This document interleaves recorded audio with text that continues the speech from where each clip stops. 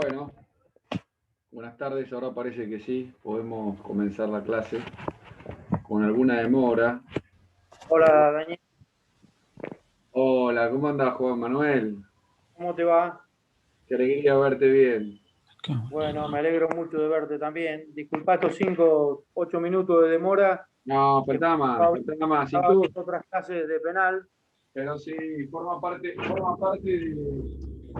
las complejidades de la situación que vivimos. Así que Bien. te agradezco mucho la gentileza de arrancar.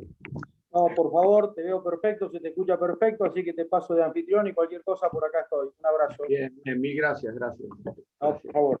Hasta luego. Bueno, vamos entonces a comenzar la clase del día de la fecha, que la damos en el marco de la Semana de la Memoria por la Verdad y por la Justicia.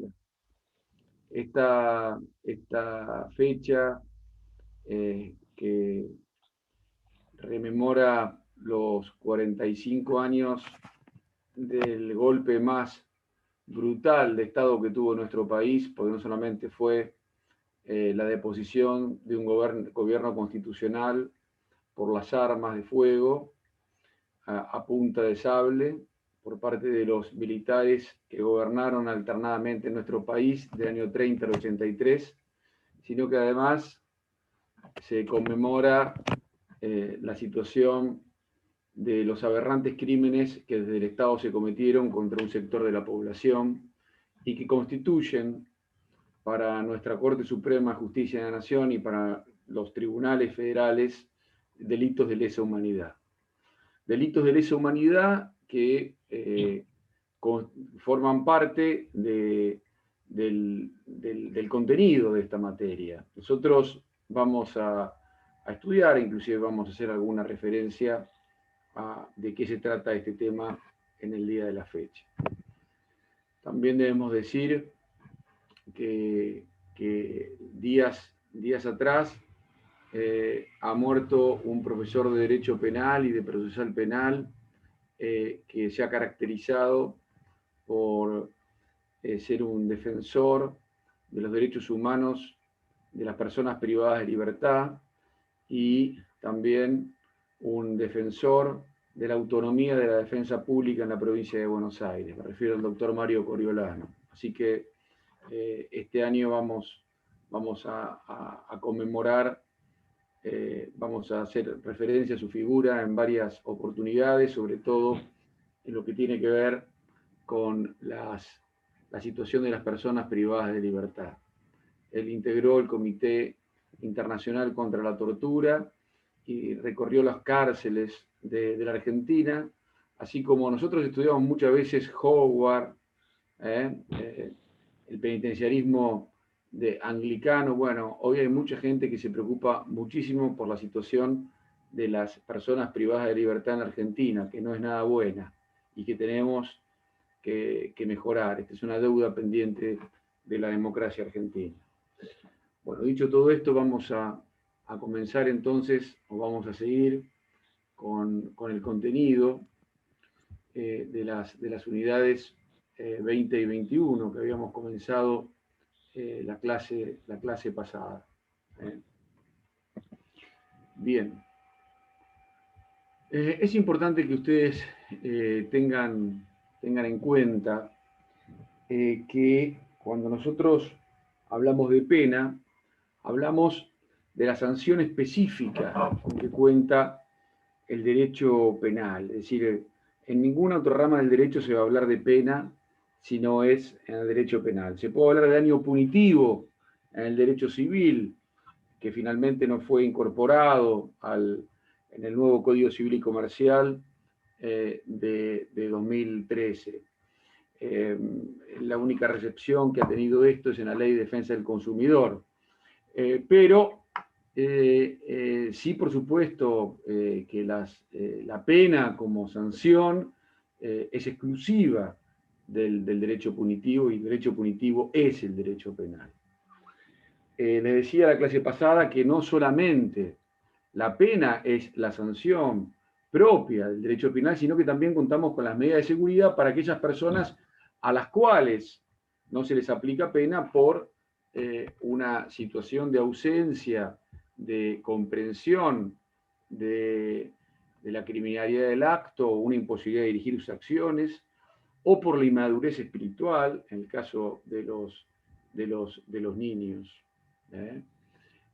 Básicamente, estos son los supuestos previstos en nuestro Código Penal. Y también hablamos de situaciones intermedias que fueron objeto de mucha discusión en nuestro país a propósito del proyecto del doctor Mariano Borinsky y una comisión de juristas.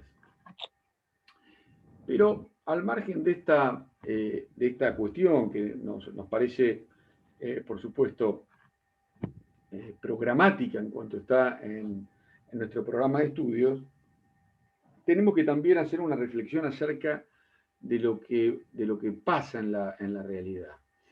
Y lo que ocurre es que muchas veces se trata de resolver conflictos que no son de contenido penal a través del derecho penal. ¿Por qué? Bueno, por varias razones. En primer lugar, porque basta con hacer una denuncia. Entonces, esto no requiere una continuidad y un esfuerzo particular, sino que, bueno, es el fiscal el que tendrá que investigar la cuestión.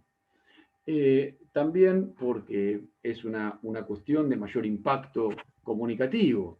Es decir, hoy las denuncias, es decir, poco se habla de las demandas civiles que se instauran en los tribunales, pero sí de las denuncias penales. Quizás esto se debe a una exposición, a una sobreexposición mediática de quienes protagonizan este tipo de conflictos, ya sea políticos, sociales o simplemente criminales.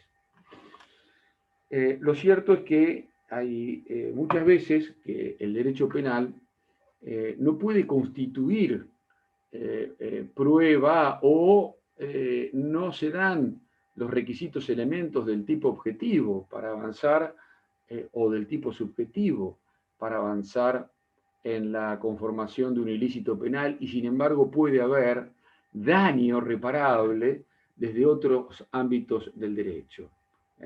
Esto es muy común observar que las absoluciones o los sobreseimientos o los archivos en materia penal, porque ustedes saben, y es un principio fundamental y un límite al poder punitivo del Estado, que uno de los principios que fundan el ordenamiento penal es el principio de legalidad. Esto quiere decir que no hay pena y no hay crimen sin ley previa que establezca un crimen y una pena para esa conducta que se quiere tener como ilícita. Es decir, que si una persona hoy cometiese una acción, una conducta, tendríamos que ver si esa conducta en rigor es típica penalmente. Por ejemplo, alguien omite pagar una deuda de alquileres y no paga el alquiler porque no quiere, es decir, porque si tiene la posibilidad de pagarlo, pero no quiere pagar el alquiler. Es decir, prefiere comprarse un auto y deja a su locador en una situación, de no poder cobrar. ¿Existe en este caso una acción delictiva por parte del locatario? No. Bien, ¿de qué se trata en este caso? Para mí es todo civil, va dentro del fuero civil que el locatario y el locador tendrán que litigar para que el locador consiga cobrar el dinero que le debe el locatario. Bien, perfecto. Es decir, es una situación de tipo civil y comercial. Perfecto. Bueno, hoy, por ejemplo, a nivel de lo que son las noticias de los diarios, se está discutiendo si, por ejemplo, la causa del dólar futuro es una situación de mala política criminal o es una situación de tipo criminal. Es muy probable que asistamos en breve a una situación donde haya un sobreseimiento o una absolución por ausencia de tipicidad objetiva y subjetiva. ¿Qué ocurre, por ejemplo, con los casos de incesto cuando las personas son mayores de edad? Esto tampoco es una conducta de tipo delictiva. Y así tantas otras situaciones donde no hay posibilidad de sancionar porque no hay tipicidad, no hay infracción a la ley penal. Recuerden que además no hay posibilidad de aplicación de la analogía en el derecho penal. Es decir, bueno, esto es parecido a una defraudación. No, esto es parecido a una traición a la patria. No, esto es parecido a una... No, se requiere que exista certeza acerca de la tipicidad objetiva de la conducta. De lo contrario, la conducta es atípica. Es decir, la conducta de la persona, de la conducta imputada, debe corresponderse con la ley penal, tanto desde el punto de vista objetivo como subjetivo. Y desde el punto de vista subjetivo, nosotros hemos puesto ejemplos de tipicidad objetiva, por ejemplo, no resultaría imputable a título de daño, al menos a título de daño del derecho penal, del artículo 183 del Código Penal, aquel que sin querer choca a otro. Es decir, los accidentes de tipo culposo que han ocasionado un daño en un vehículo, en una cosa, no resultan punibles penalmente. Pueden ser reparables. ¿Qué les quiero significar con todo esto? Que siempre existe una tentación panpenalista de llevar todo al derecho penal, de solucionar todo con una situación de cárcel, de castigo, y no es la única sanción que tiene el derecho en su totalidad, sino que tenemos que observar otros modos de reparar los conflictos, de solucionar los conflictos que no sean el derecho penal. Hay otras ramas del derecho que pueden intervenir. Es más, algunos autores, e inclusive el doctor Tapia, ha sostenido con mucha certeza que tenemos que observar también otros modos de solucionar los conflictos por fuera del derecho. Esto es algo que ya lo decía Radcliffe. Es decir, se necesita no solo un mejor derecho penal, sino también algo distinto al derecho penal para la solución de los conflictos. Esto nos abre la puerta a una visión distinta de un punto de vista del derecho penal y del derecho procesal penal, que es el concepto que utiliza el profesor Alberto Binder, que es la de relocalización del conflicto por fuera del derecho penal. Y aquí entran a jugar una serie de instituciones que son alternativas a las penas y al proceso, de las cuales nosotros vamos a hablar a continuación. Es decir, al lado de las penas para las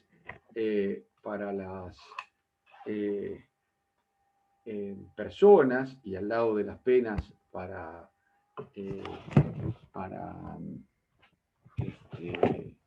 las personas jurídicas, encontramos una serie de alternativas a las penas que están dadas por distintos institutos del derecho penal y del derecho procesal penal, y que hoy tienen más actualidad que nunca. Y que han tenido recepción en el Código Penal y en los códigos de procedimiento penal. Sin embargo,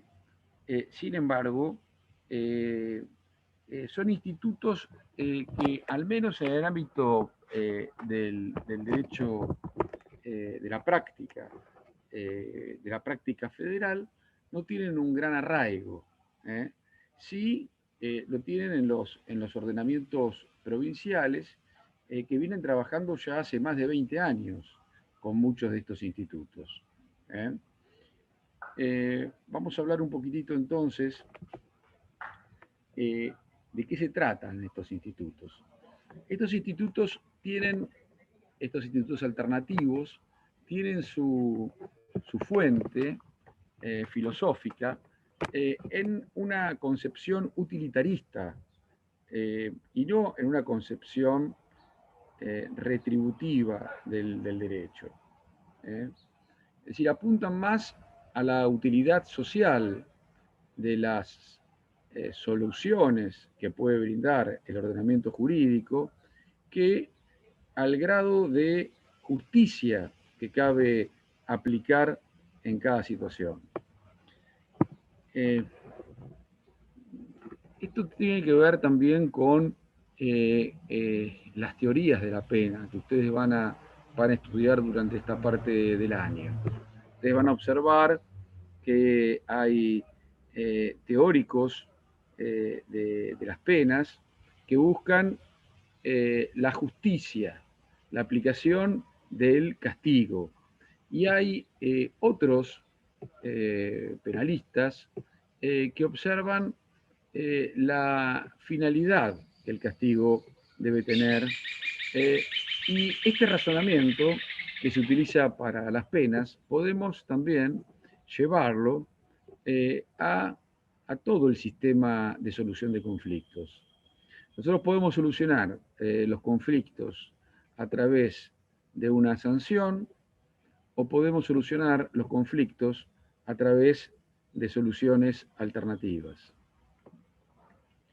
Hoy contamos en nuestro ordenamiento penal y procesal penal con institutos como la conciliación, que implica un acercamiento entre el imputado y la víctima, luego de centurias de alejamiento de la víctima del proceso penal. Hoy se la escucha y hoy se le invita a conciliarse con el imputado. De ya que estos casos se trata de delitos, de infracciones menores. No podemos estar hablando de conciliación como hacía el viejo Código Penal para los delitos de abuso sexual. Lo mismo ocurre respecto de los delitos contra la vida. Estamos hablando siempre de delitos contra la propiedad, de delitos cuyos bienes jurídicos protegidos son básicamente disponibles por parte de la víctima. Disponibles quiere decir que la ley autoriza a la víctima a disponer de ellos. Nuestra ley no autoriza a las víctimas a disponer de la vida, por eso nosotros no, nuestra legislación no prevé la eutanasia como una situación de justificación del homicidio. Pero sí, por ejemplo, nosotros podemos regalar una cosa, y si podemos regalar una cosa, estamos disponiendo de ese bien. Entonces, sobre los bienes que son susceptibles de apropiación, sí hay posibilidad de disposición y, en consecuencia, de generar situaciones de conciliación. Encontramos también la reparación integral del daño, muy utilizada en los delitos de medio ambiente. El paradigma jurídico en los delitos de medio ambiente es la reparación del daño, en la medida que se pueda reparar. Pero la idea de reparación integral es un concepto que debe extenderse también a otras materias. Es más, hay que pensar en la reparación integral, pese a que está prevista en el artículo 59, inciso sexto del Código Penal, como una causa de extinción de la acción penal, como una situación común a todo el ordenamiento jurídico. Porque piensen ustedes que el mismo derecho de daños tiene como objeto la reparación del daño. Es decir, quien daña debe reparar. y esta reparación debe ser lo más integral posible. Tenemos que hablar también, como alternativas al proceso y a la pena, de la suspensión de juicio a prueba, prevista en el artículo 76 bis del Código Penal. Este es un instituto que bastante antiguo, es decir, la ley 24316 es del año 1994, es decir, ya tiene prácticamente 23 años, y fue sancionada con la idea justamente de descomprimir el sistema penal de una multiplicidad de casos que impedían juzgar los casos más relevantes. Entonces, esta ley incorpora los artículos 76 bis y 76 ter y quater del Código Penal, regulando la suspensión de juicio a prueba, o también llamada probation. ¿Cuándo se da o cuáles son los requisitos? Básicamente que los delitos sean delitos no graves. La gravedad de un delito se mide no solamente por la pena, sino por la entidad de la disvaliosidad de la acción. Sobre esto hubo muchas discusiones, e inclusive un plenario de la Cámara Federal de Casación Penal, el plenario Cosuta, que impedía, por una interpretación literal de la ley penal, la aplicación de la probation a los casos de delitos cuyas penas tuviesen en abstracto una sanción superior a los 3 años de prisión.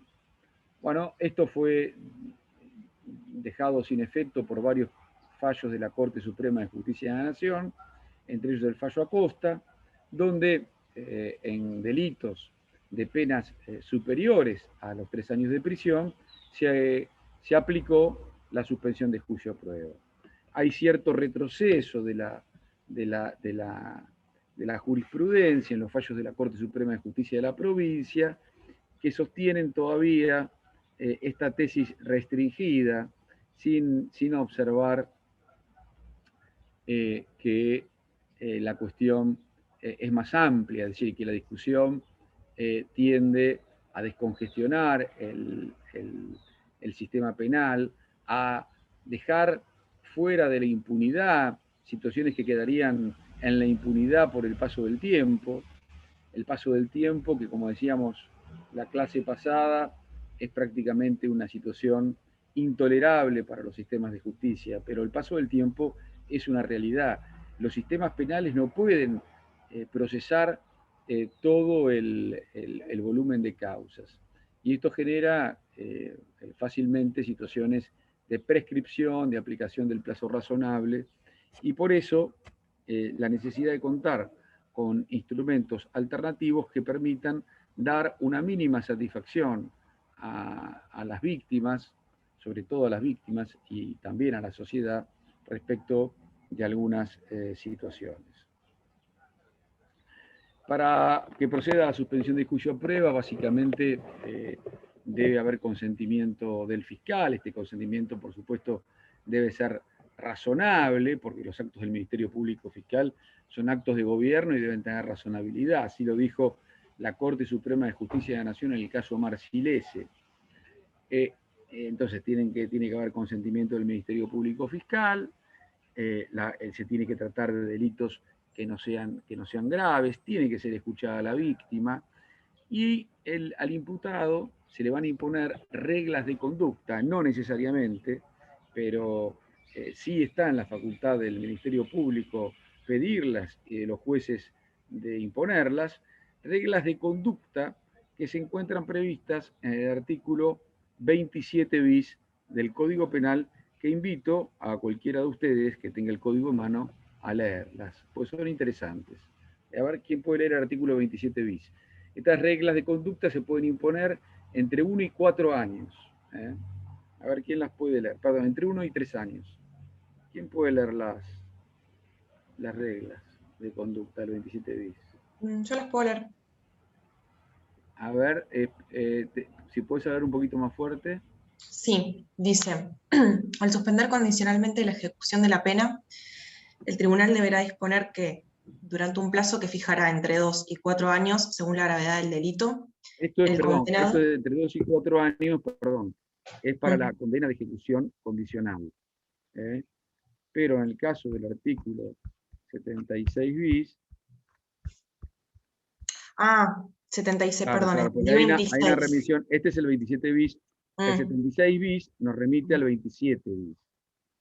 Eh, eh, ahora vamos a ver el artículo 76, 76 bis, perdón, 76, 76.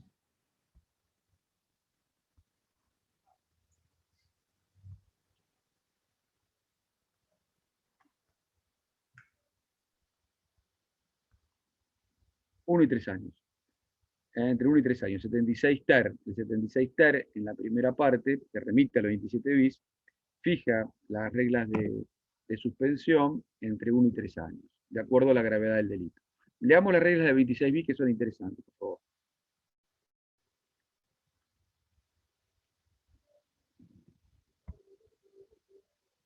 Te escucho. ¿Me escucho? Hola, ¿me escuchan? Sí, perdón, la estaba buscando. A ver.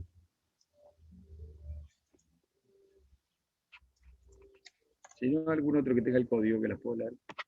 Así las vamos comentando. ¿Del 26 o del 20, o del 27? Del, Bis. 20, del 27 bis. Bueno, dice. Bueno, el condenado cumpla todas o alguna de las siguientes reglas de conducta en tanto resulten adecuadas para prevenir la comisión de nuevos delitos. Fijar Es decir, residencia fíjense y que busca la someterse... prevención, espera Sol, vamos a ir comentándolo, busca la prevención de la Sí. comisión de nuevos delitos en la aplicación de estas reglas respecto del imputado. Es decir, que es muy importante. Acá el instituto no tiende solamente a la protección de la víctima y de la sociedad, sino también de que el imputado no vuelva a cometer nuevos delitos. Adelante, regla número 1. Fijar residencia y someterse al cuidado de un patronato. Bueno, fijar residencia quiere decir establecer un domicilio donde la justicia lo pueda encontrar para verificar que esté cumpliendo con las reglas y que además bueno, tenga un domicilio donde pueda ser notificado de la resolución del caso. Y un patronato, los patronatos deliberados son instituciones que tienen por finalidad controlar, seguir y asistir a las personas liberadas o en este caso probadas. En la provincia de Buenos Aires, esta tarea está a cargo del Patronato de Liberados y en la Nación a cargo del Patronato de Liberados de Nación. Adelante. 2. Abstenerse de concurrir a determinados lugares o de relacionarse con determinadas personas. Evidentemente, si el juez o el análisis del caso, el fiscal, observan que esta persona tuvo, es decir, el hecho que motiva la suspensión de juicio a prueba ha sido una pelea con un vecino, bueno, no es irrazonable que le prohíba relacionarse con el vecino o ir a la casa del vecino, o si ocurrió en un club, o en determinado, por ejemplo, en un estadio de fútbol. Es decir, prohibirle de ir a determinados lugares. Adelante. Abstenerse de usar estupefacientes o de abusar de bebidas alcohólicas. ¿Por qué les parece? Porque son tanto el abuso del alcohol o la utilización de estupefacientes facilitan la liberación de nuestras tendencias, es decir, liberan la situación represiva que tenemos.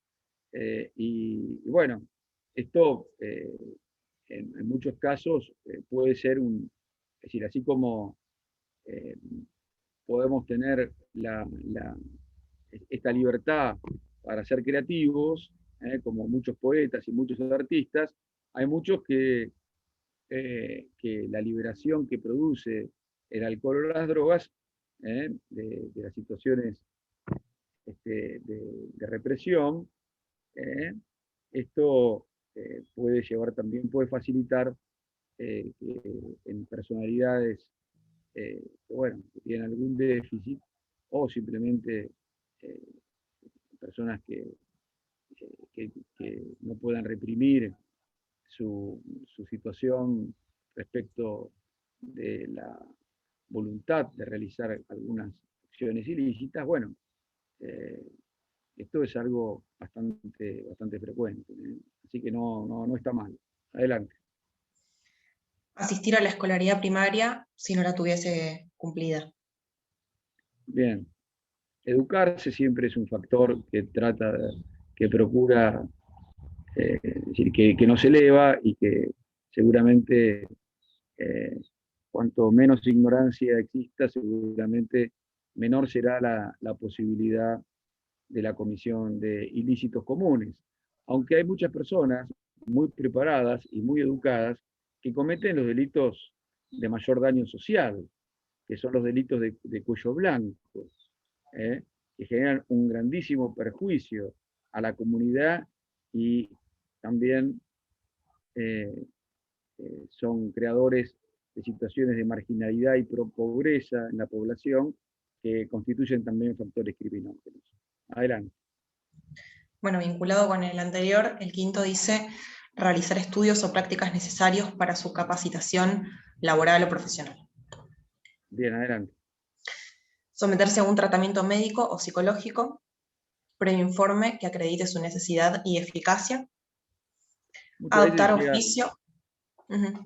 Muchas veces se llega al delito a partir de situaciones, bueno, de situaciones que ocurren en la psiquis y que requieren este tipo de tratamiento, a los cuales hace referencia el código, y que procuran evitar la comisión de nuevos delitos. Adelante. Adoptar oficio, arte, industria o profesión adecuado a su capacidad. Evidentemente quien lo tiene y vive feliz con lo que hace, seguramente no recurre al robo, al hurto, o a la defraudación, para tratar de apropiarse de lo ajeno. Adelante. Y el último dice realizar trabajos no remunerados en favor del Estado o de instituciones de bien público fuera de sus horarios habituales de trabajo. Tiene un claro sentido reparatorio este último inciso. Es decir, reparatorio hacia la comunidad que sufre el delito. Es una especie de trabajo social.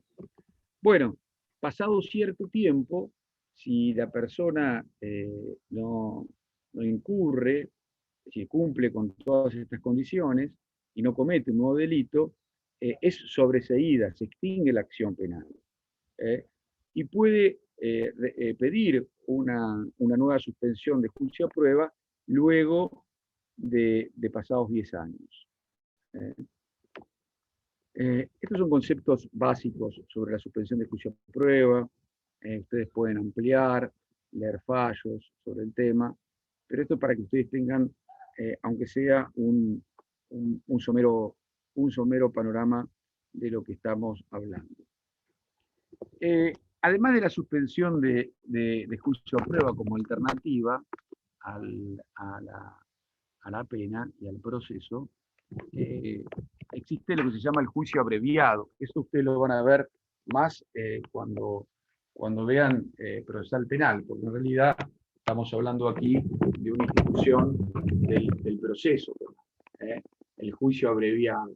Juicio abreviado es también una alternativa al juicio oral y público, que consiste en un acuerdo entre las partes, básicamente la defensa y el fiscal, donde se acuerda una pena prevista en el Código Penal, que por supuesto no es tan alta como la que pediría el fiscal en el juicio, ni es tan baja de dejar fuera de las escalas penales el acuerdo.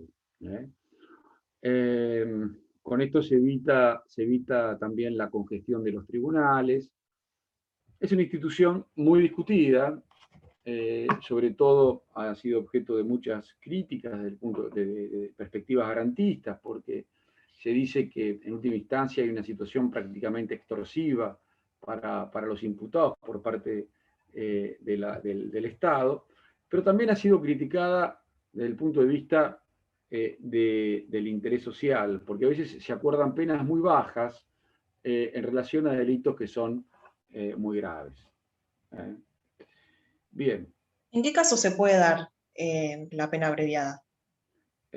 Básicamente, esto varía de acuerdo a los ordenamientos procesales. Ustedes saben que nosotros tenemos un código de fondo que se aplica para toda la nación y luego códigos de procedimientos que se aplican en las provincias. En la provincia de Buenos Aires se pueden acordar penas hasta 15 años de prisión.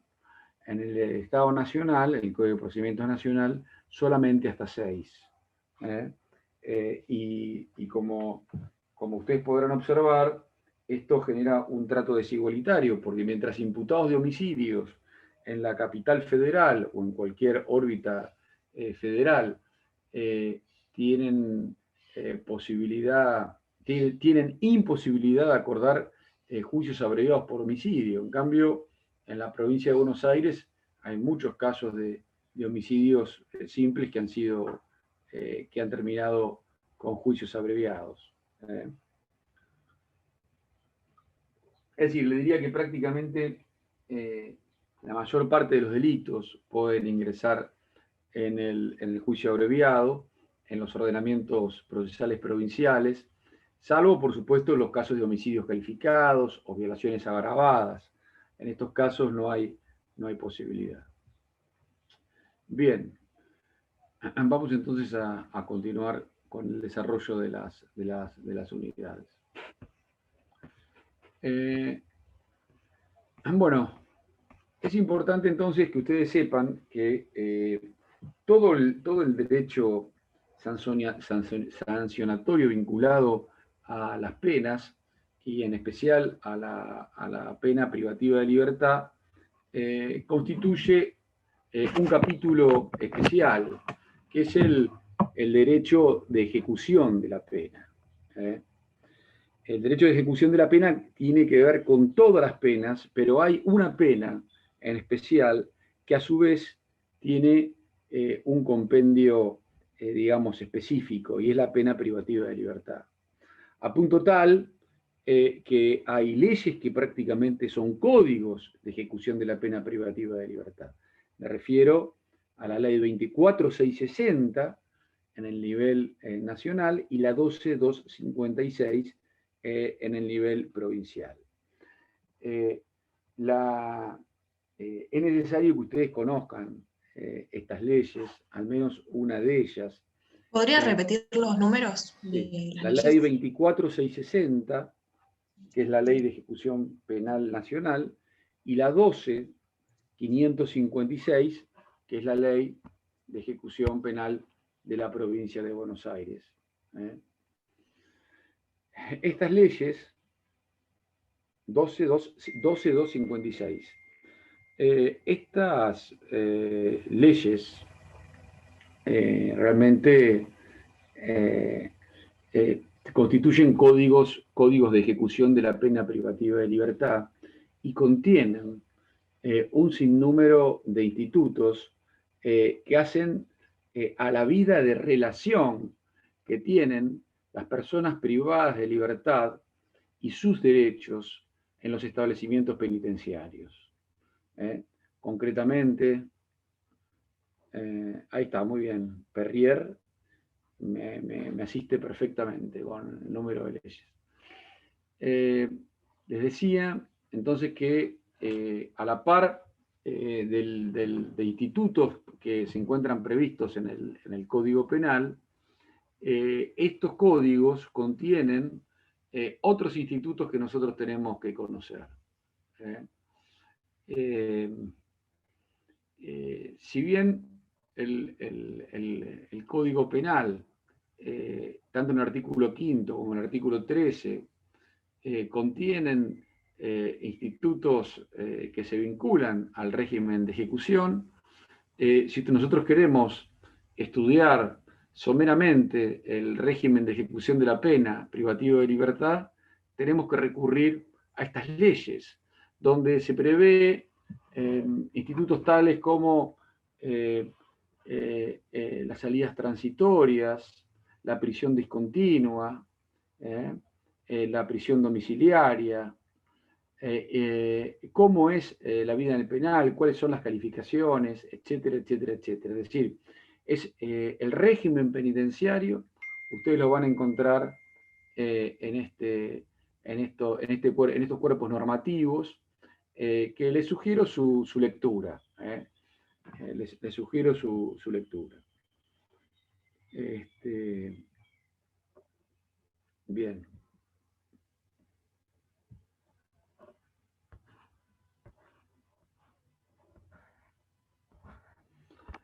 Es importante entonces saber que algunas cuestiones que me parecen relevantes antes de terminar la clase, y es básicamente algunos principios del derecho de ejecución penal. Nuestra ley y la Constitución Nacional prevén como finalidad del cumplimiento de la pena privativa de libertad la resocialización de los condenados. Esto significa claramente un mensaje de prevención especial positiva como finalidad de la pena de privación de libertad. Esto quiere decir que la cárcel, que paradójicamente ha sido descripta por la criminología crítica y por la criminología real como una fábrica de delincuentes, debe ser un factor de reinserción social donde haya trabajo, educación, donde las personas puedan proyectar una vida alejada del delito. Este es uno de los principios, la resocialización. El otro principio de la ejecución penitenciaria es el principio de progresividad en la ejecución de la pena. Es decir, que se comienza en un régimen que tiende a resocializar, es decir, a devolver a la persona progresivamente a la libertad, del encierro progresivamente a la libertad, sin retrocesos, un sistema progresivo. Esto es muy importante en la interpretación de los institutos. Y otro principio muy importante del régimen penitenciario, de los principios penitenciarios, es el principio de humanidad en la aplicación de las penas. Los regímenes penitenciarios tienen que estar acompañados de humanidad en el cumplimiento de las penas, y esto también se encuentra previsto en la Constitución Nacional cuando impide la mortificación de los reos. Así lo establece el artículo 18, infine, cuando establece que las cárceles deben ser sanas y limpias para seguridad y no para mortificación de los reos. Y se hace responsable de esa mortificación a los jueces bajo cuya custodia se encuentran los reos. ¿Alguna pregunta hasta aquí?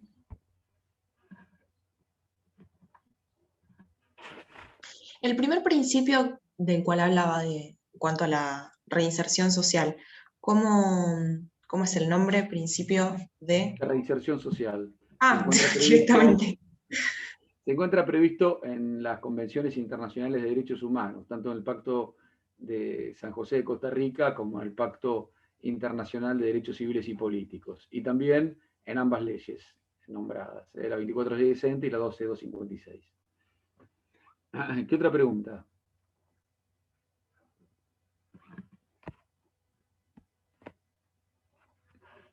Bueno, la clase que viene vamos a continuar entonces con las unidades 2021 y vamos a tratar de empezar ya con la unidad número 7.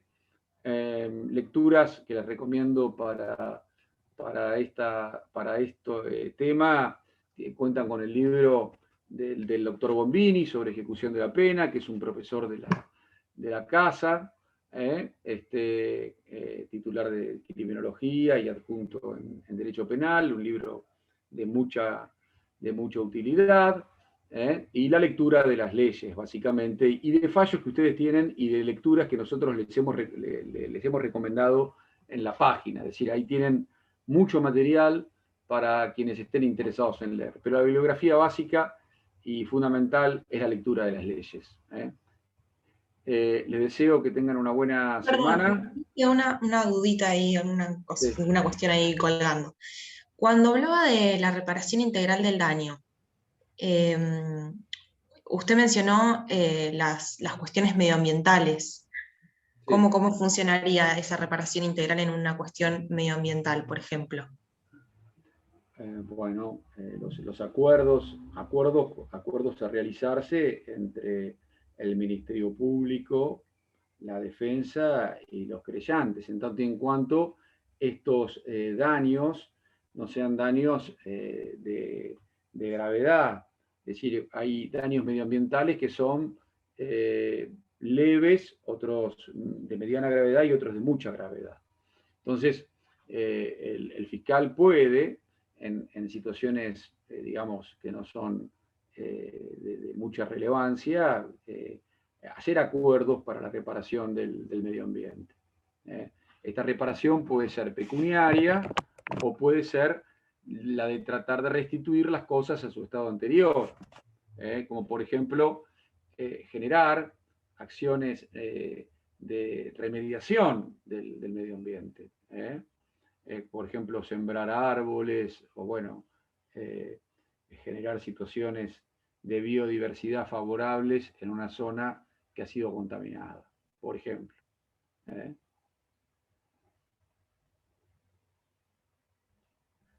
Gracias. ¿Qué más?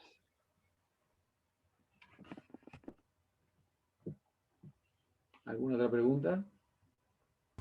Sí, yo, profe, le hago una consulta. Usted nombró dos leyes. María Ferencia. ¿Dónde estás? No te veo. Acá, tengo la cámara. ¿Estás en pantalla? Tengo la cámara. A ver, María Florencia, no te veo. Acá. Levanta la mano, a ver. No te veo. Debe estar puesto, es medio complicado también. A ver, María Florencia, ¿tu apellido? Coronel. A ver, no te veo. ¿Tenés la mano levantada? A ver. Sí. ¿La tenés levantada? La tengo levantada. Ahí está, sí. Dale. Ahí me encontraste. Sí. Profe, usted nombró dos leyes, una nacional y otra provincial, 24660 y 12256. Sí.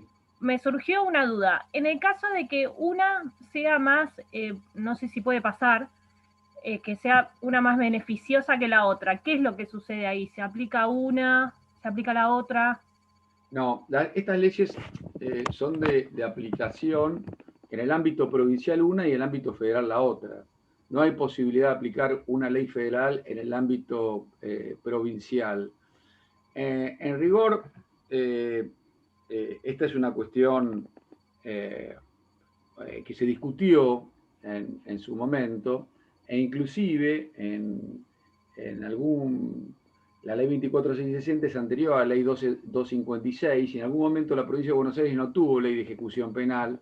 Entonces hubo opiniones doctrinarias que la ley 12256 era de aplicación en la nación porque era en última instancia reglamentaria de derechos humanos fundamentales. Pero al sancionarse la ley 12256 ya el régimen provincial tiene sus instituciones. Entonces no sería aplicación la ley 24660. Hay un trabajo del doctor Daniel Vicente sobre este tema, también profesor de la casa, de los años 93, 94, que fue cuando se sancionó la ley 24660. Pero hoy no es de aplicación la provincia. Ya que no existe la posibilidad. No. Gracias, profesor. No, de nada.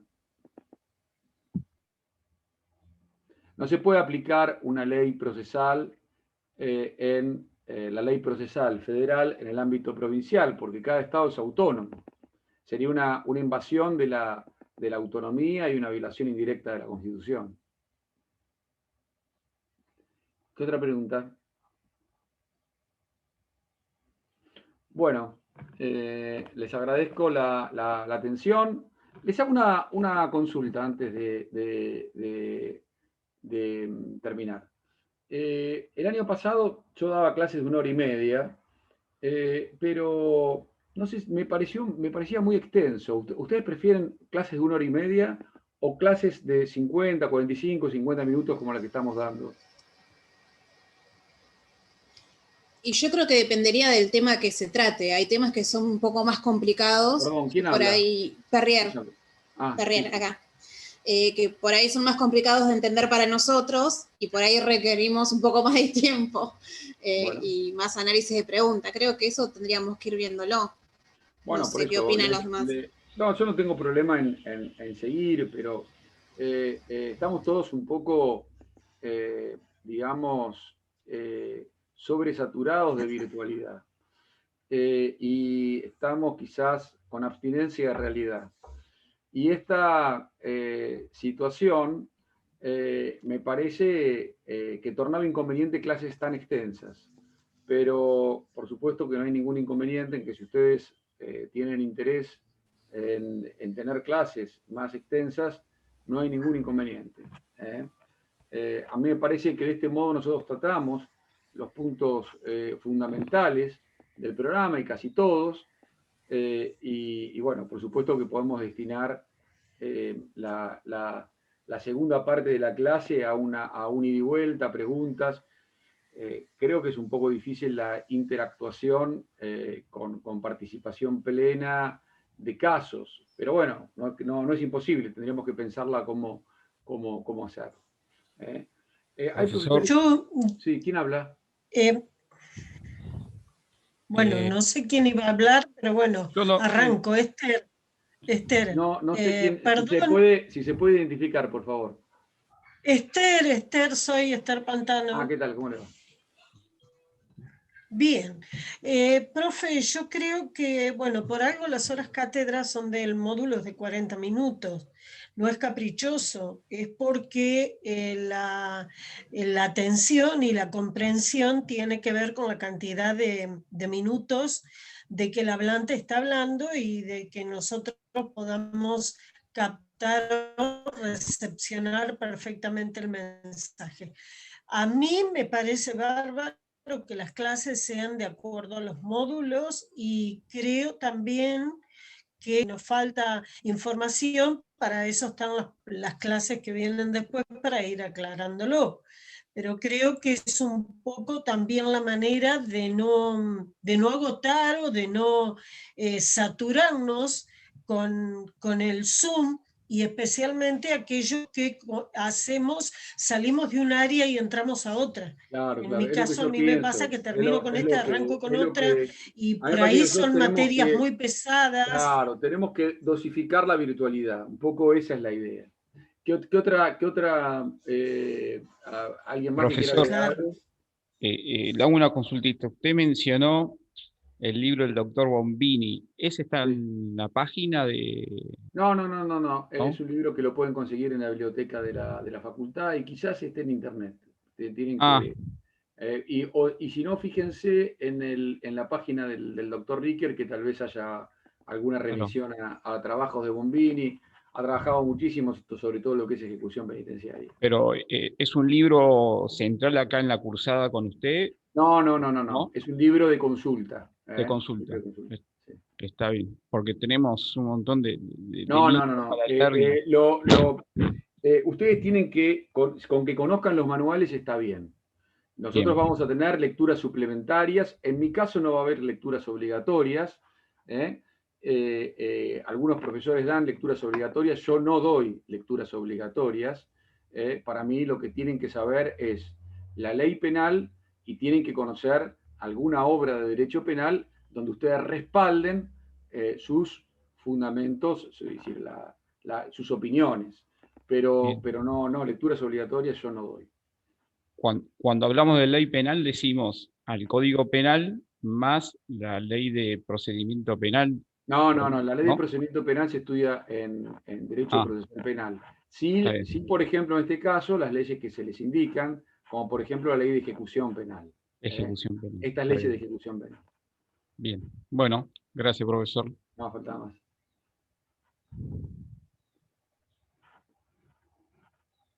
Bueno, les agradezco mucho la atención, que tengan una buena semana y nos estamos viendo. Hasta luego. Chao, gracias.